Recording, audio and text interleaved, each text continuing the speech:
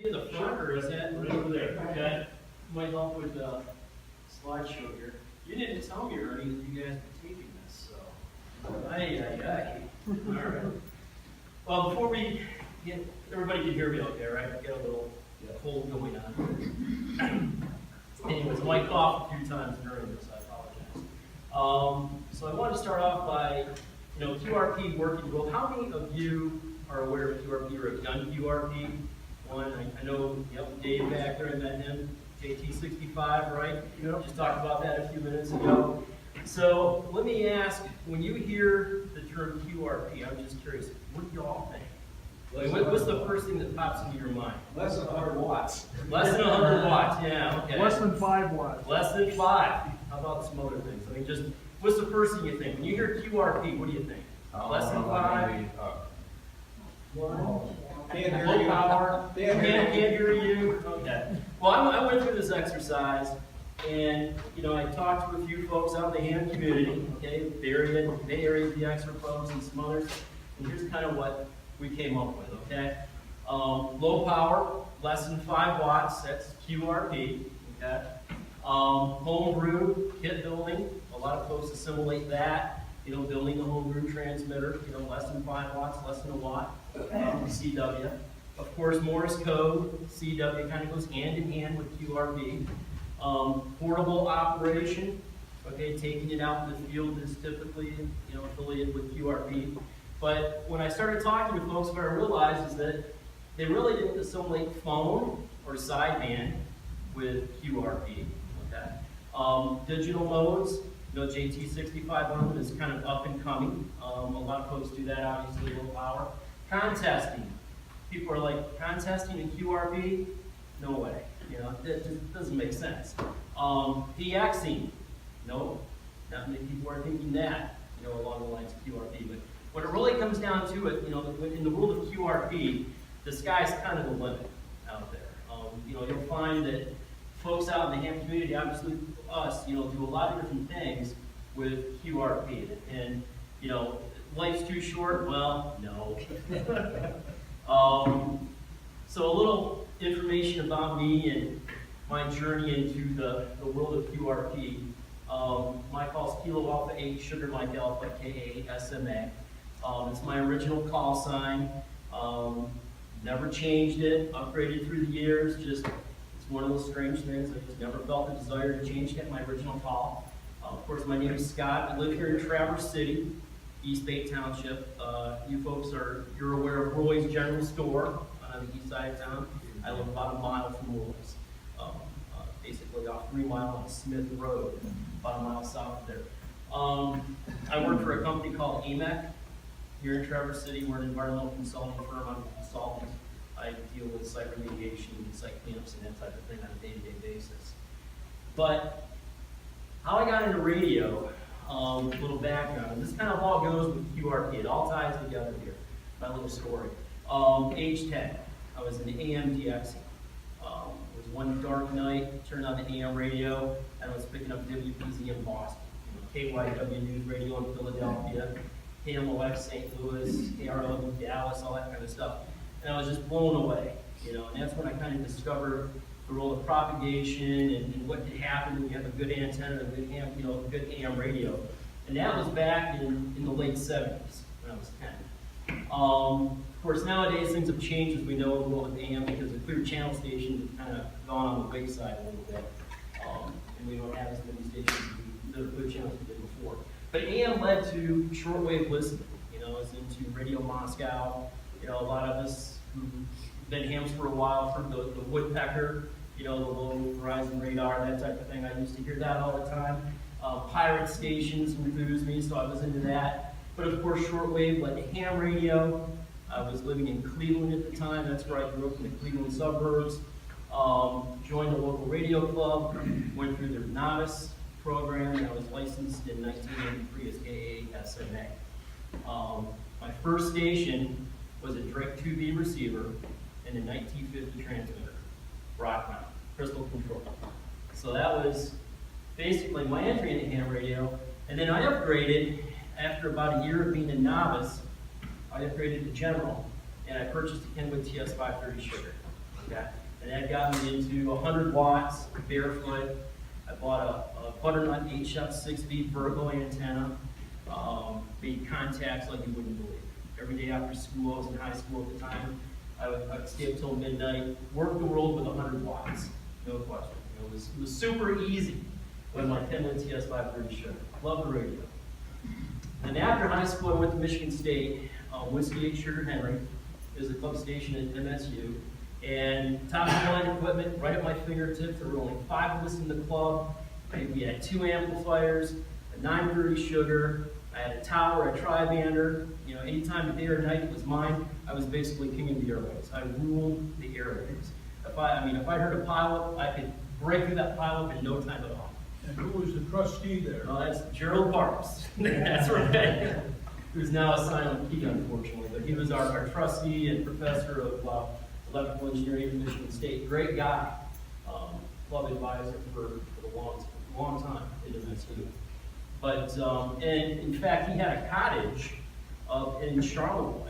So I think it was Charlevoix, was it not, or was it Harbor Springs? Or the Harbor Springs. Harbor Springs, and that's right. Because he used to tell us stories. He used to summer up here and work on marine radios when he was up here in the area. He worked at Wallstrom.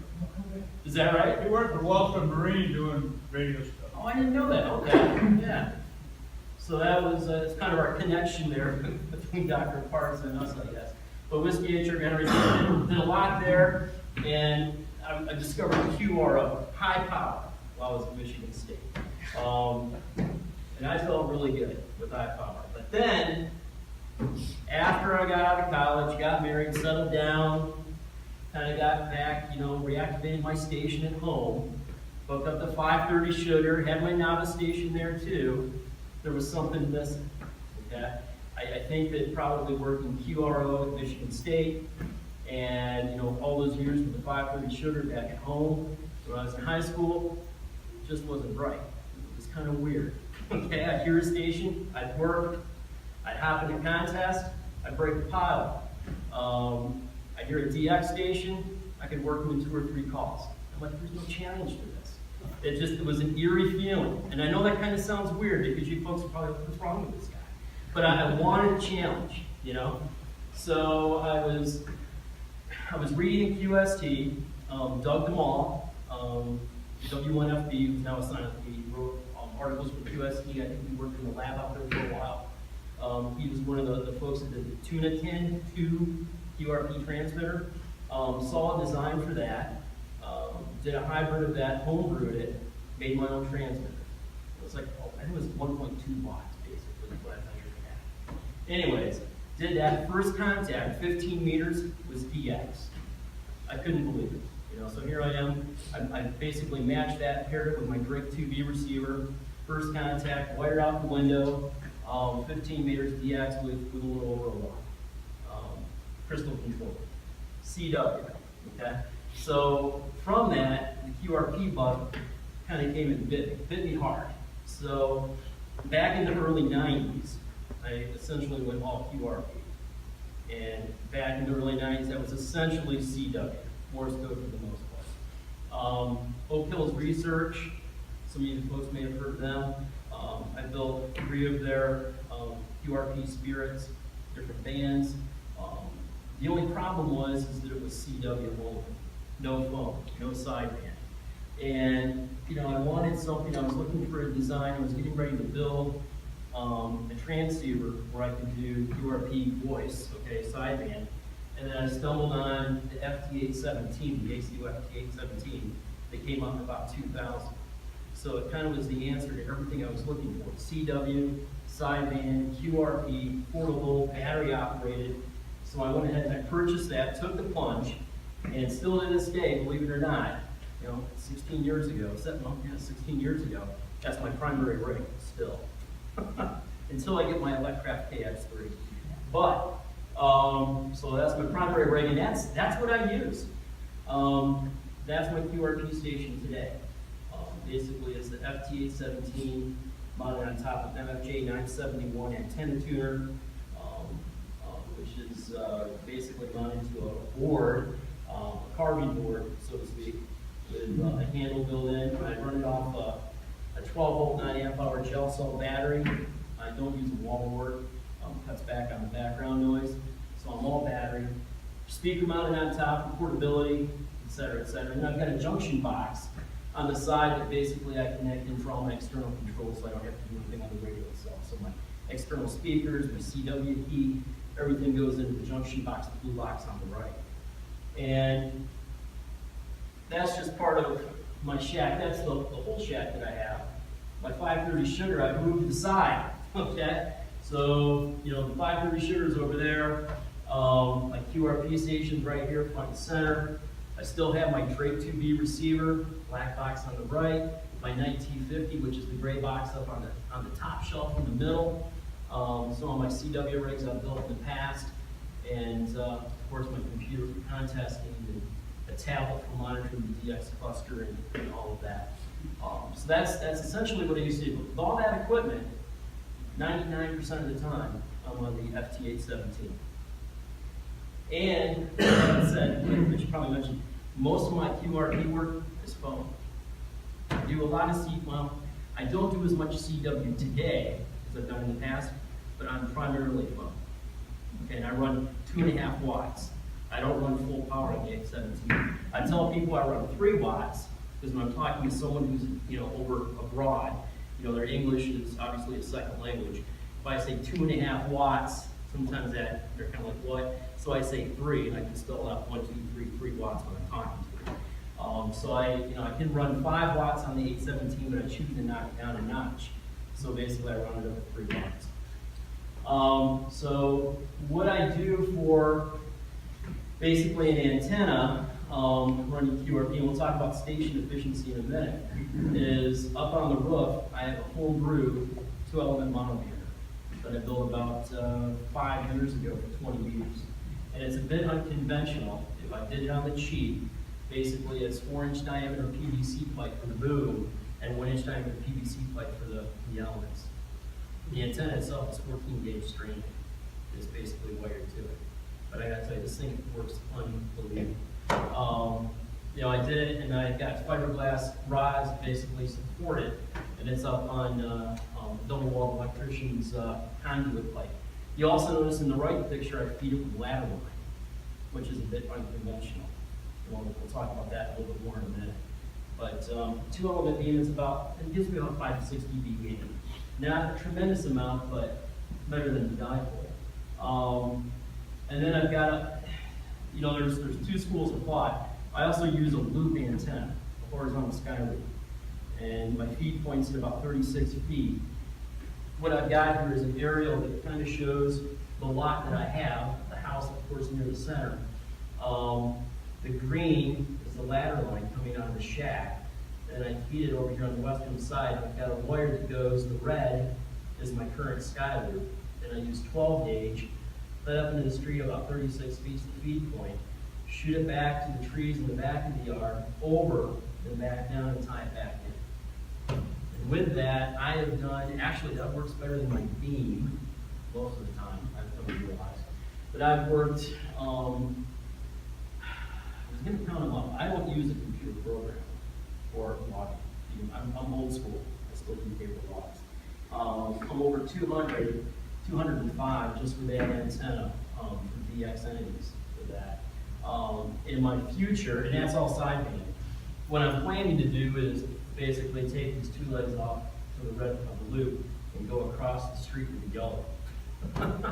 And basically increase the length and height of my loop, which I think will help me out tremendously. But that's about 305 feet is what I've got right now for a loop.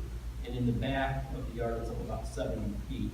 And once I get that across the street, I'll be up about 90 feet out here in front. So, and then of course the beam is mounted right in that area there. So that's what I've made, and those 2 antennas are essentially what I use for QRP.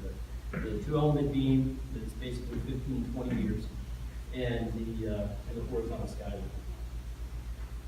So when you, in a roundabout way, you know, when we think about QRP, we're thinking about picking a guy out of the mud down there. You know, really low power, hard to hear. And for all intents and purposes, you know, it's really from barefoot, running about 100 watts, 80 to 100 watts, down to the QRP levels, you're looking at about 2.5 decibels, or I'm sorry, 2.5 S units, getting down to that. So, you know, 1 S unit on your receiver is a gain or loss of about 6 dB, right? So, or is 6 dB, which is essentially, you know, equates to 4 times an increase or decrease in power.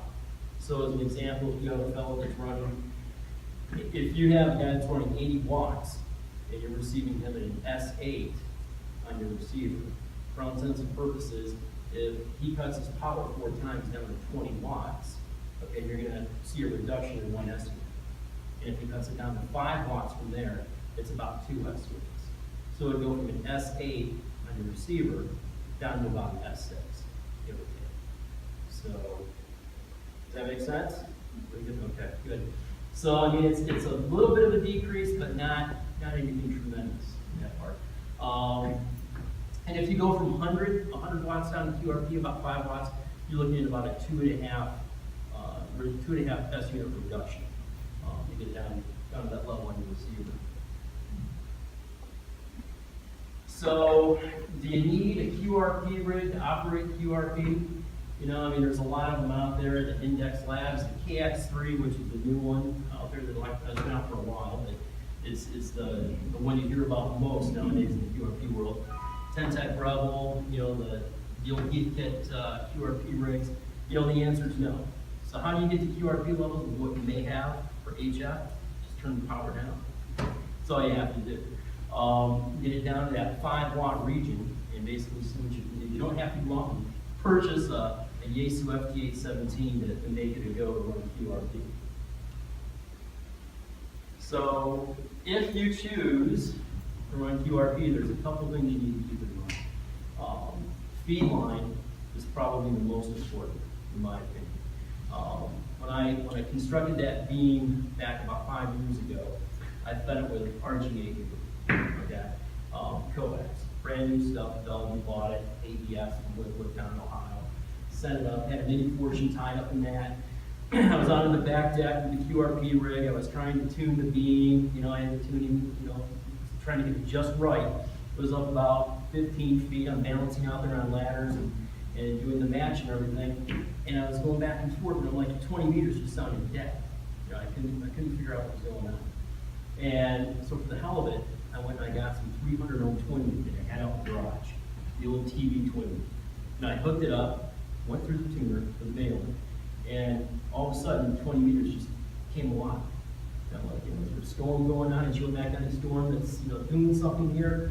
I went back, I switched to the coax, did more tuning, got everything just right, it was dead. Put the twin lead back in, it was alive. I couldn't believe it. So I ended up basically feeding my beam, as you saw with the ladder line, 450 ohm ladder line, it's 14 gauge strand. And I went ahead and I fed my, of course, my horizontal loop that way too, and I'll never go back to coax again after that. And it just blew me away, you know, the better signal I was getting off the ladder line, the low loss in the cable as opposed to coax. So, of course, when you're running at 5 watts or less, efficiency is key, okay? So you have to make sure that you've got a decent, you know, if you're gonna have coax, that's great, give it a try, but ladder line, I guarantee you'll have more success. And then, of course, an effective antenna. Higher is better, okay? The highest you can get it, as we all know, the better off you're gonna be. I use the horizontal sky loop as my primary. That wire that goes around the backyard does a great job. It's not a cloud burner, as some people think, you know, that they hear, gosh, horizontal sky loop, high angle radiation. If you get it up high enough, usually, well, hopefully a wavelength or higher, for the most part, it'll get that low angle radiation and it'll take off in the pattern and be a great DX antenna. I have a lot of, I mean, I've worked, well, we'll get into it in a few minutes what I've worked, but most of what I've worked was with that horizontal sky loop. But as we mentioned, get as high as possible, because that's key when it comes to that. Jumper cables in the shack, you know, going from the rig to the antenna tuner, keep them as short as possible. Best coax you can have, you know, or work for that, makes a bit of a difference. So fun with QRP. let's see, the worked all states. Did any of you do the worked all states W1AW 2 years ago during the ARRL Centennial? You heard them on the air? Had a little award? Okay. So a lot of folks did that. I got caught up in that. I worked the stations every week. You know, each week they had 2 stations. It was a W1AW station that was portable in a different state. You know, folks signed up to be that portable station for the week. And then when I worked them, I worked all the states twice. Just for the hell of it. And did a QRP sideband at 3 watts. So, and I was breaking pilots, and that was just something I felt it was my challenge of the year to continue to do that, break the pilots and do all that. Every 4th of July, they've got a 13 colonies special event. It's been on for the past several years. And if you've done that, it's usually 5 days, each colony on the East Coast, like W4D, I think it is, and K4A, et cetera, et cetera. They do it, the pilots are horrendous, if you've been involved with that. So I do that, and I try and work them all. And I've done that for the past several years, worked each colony before that. But, you know, my most exciting DX that I've had is, if you work RI-1ANC in Antarctica, the Russian research station down there. I worked in my 20 meters sideband at 3 watts. That was probably my most exciting. It was a little difficult to get, but I snagged him. Any DXers here? Anyone else do DX? No DX? Yeah. When did that? Okay, yeah. All right, well, then up until last May 2015, I think. Navassa Island was the #1 most wanted DX entity. It was #1 on the list. Basically, it was a rock, or is a rock, down in the South Atlantic. And I worked them doing sideband at 3 watts. That's my best recent DX. I was hoping to get K5P, Palmyra Island, and South Sandwich Island, which was just on recently, but unfortunately that didn't happen. K5P I couldn't hear. You heard them, right? I got work on that, not guys down in South San. I couldn't even hear them. South Sandwich, unfortunately, things didn't work out for them. They had a blizzard back a few days ago, and they had to vacate the island that they had activated. And the vessel, the ship that got them down there basically made a leave. They said, if you don't leave now, you're going to be stuck because there's icebergs coming into the bay that are broken loose because of the blizzard, and we're not going to get you out. So, last I heard as of this morning, their equipment is still on the island, but they're on the boat. So they've got to go back to the island and get their equipment off. You know, then venture on. They're going to do another island. I think it's St. George or Georgia. Georgia in about a week and a half, supposedly, if everything works. And then my best miles per watt. QRPers play a game because we're always tied up in how far can we stretch that watt, you know? And the best I've done is a little over 4,600 miles per watt when I worked Perth, Australia at 3 watts with that. So that's just a little bit of what I've done with QRP. And that's why I'm caught up in it, because it's always a challenge for me. I never stop. I always want to try and do more. And I'm really upset that I didn't get K5P. And I'm really upset that the blizzard happened and UP8 STIs off the air because I can't get them down in South San Juan. And unfortunately, it'll probably be another 20 years before someone gets down there and activates those ions. And at this rate, I might be dead by then. I don't know. So contesting, we talked about contesting. You know, QRP and contesting, yeah, there's a place for it with it. Aside from DXing, I'm an avid contester. And just how many contesters do we have? A few, couple contesters, okay. So I work usually the big ones, the ARRL, DX International Contest, CQ Worldwide, CQ Whippets, and I'll put about 28 to 30 hours in for a contest. Usually they're 48 hours, but I'll put in 28 to 30 hours. To give you an idea for the contesters, I'll do about 374. I think I did on Whippets, 400 contacts, somewhere between 350 and 450 contacts per contest. And it's, I get to, in contest season is coming up, of course. Well, March there's 2 large contests in March that I'll be operating. And there's a couple guys here in the 8th call district that always give me a little issue when it comes to that. They're my arch nemesis, so to speak, in these things, but we're always going back and forth. But contesting is definitely something that is viable with QRP. A lot of folks don't think it can be done, but it surely can. And I do both CW and sideband for contests, but I enjoy the sideband more than CW. My ears are starting to go on me. And the filters on my 817 aren't that good. So it's hard for me to tune out folks that are right on top of one another when we're in a CW contest. You want to go in a notch and filter those folks out. Sometimes it's a little difficult for that reason.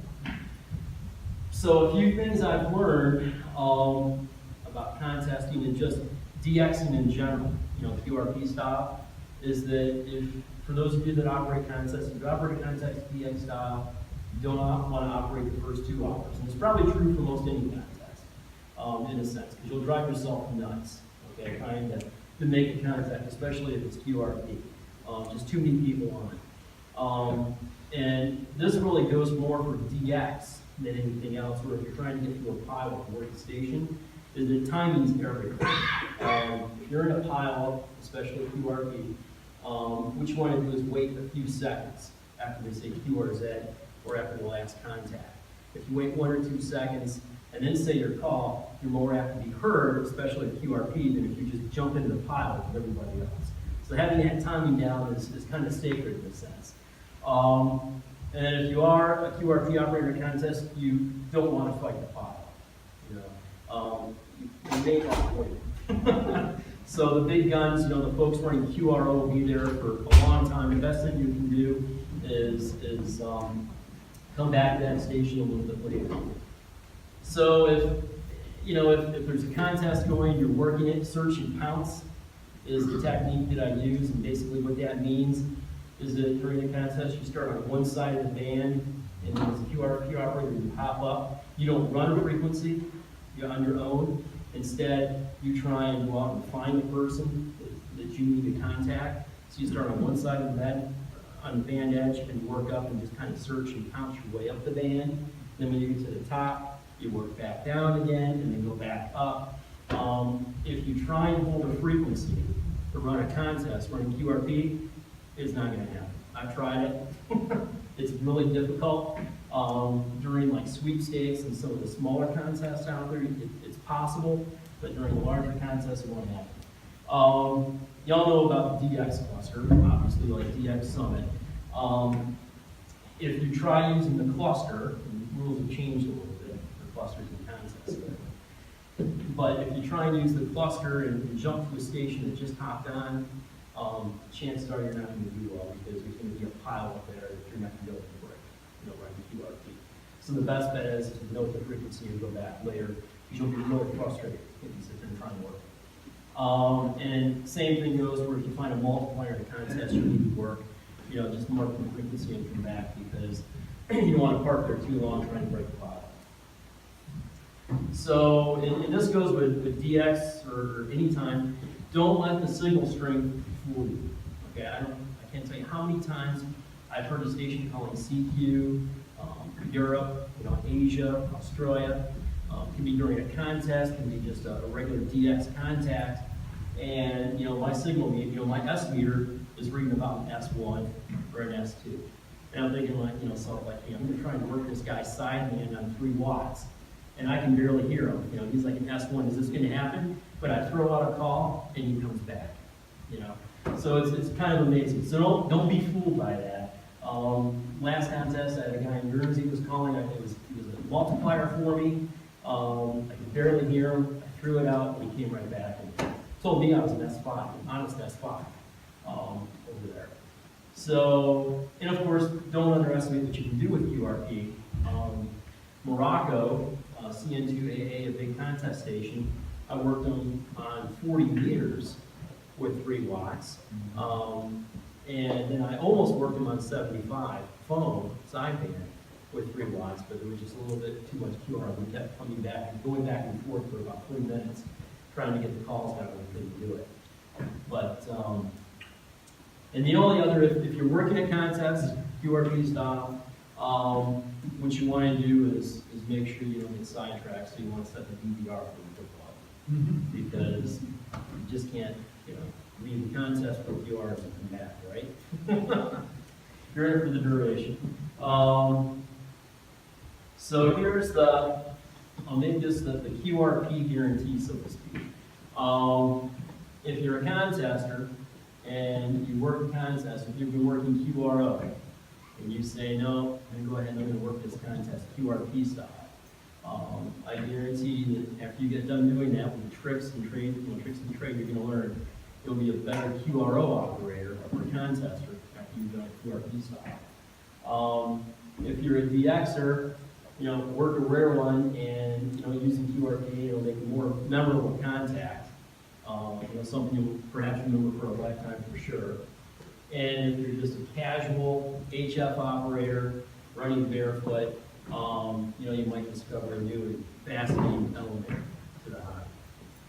So that's what I've got on QRP, just to kind of give a primer to everybody on contesting, DXing, what you can do. It's not impossible. Life, too short? No.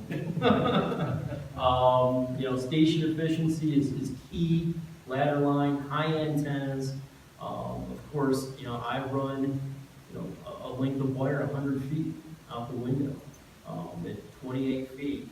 Run it through my tuner, running 3 watts, and made terrific stateside contacts on 40 meters, 75, 20 meter DX, etc., etc. So it's something that is definitely worth a try. If you haven't tried it yet, make sure you do. So any questions on anything? I got one. So your 817. Yep. I found it interesting that that's the radio that you use most often. And I have an 857. which is- Okay. Yep. I don't usually, I run a mobile, which I couldn't call it. Do you have any additional filters installed with the stop? I did purchase one. No, okay, so yes and no. I have the Collins filter I put in, but I took it back out. Okay. So, there's an issue with it. I haven't troubleshot it yet to figure it out. But even with that filter, it doesn't do the job, at least on a CW. What I've got a front KA8GL, Greg, who's loaned me his ICOM 765. And I think he wants to get me more into QRO operation and CW. And I will say there's a hell of a difference between the receiver on the 765, which is like 1990 technology, and what I've got on the 817. Now, 817 is so small, you can only do so much with that. But no. Now if I upgrade to the KX3, hopefully soon, one of these days, then I have the cat's meow for receivers out there, and I won't have any issues. Gotta buy more tickets from Joe. Yeah, that's right. Before we go too far here, I don't want everybody to leave because we forgot one very important piece of business we have to do yet tonight, elections. So, anyway, continue, but don't leave yet. Ken? Get back to the subject of Jerry Park at Michigan State. Jerry and Lois have established an endowment for scholarships for students who are ham radio licensed. So if you know of anybody, you might want to check that out because they would be very pleased to have somebody particular from this area be able to have that available.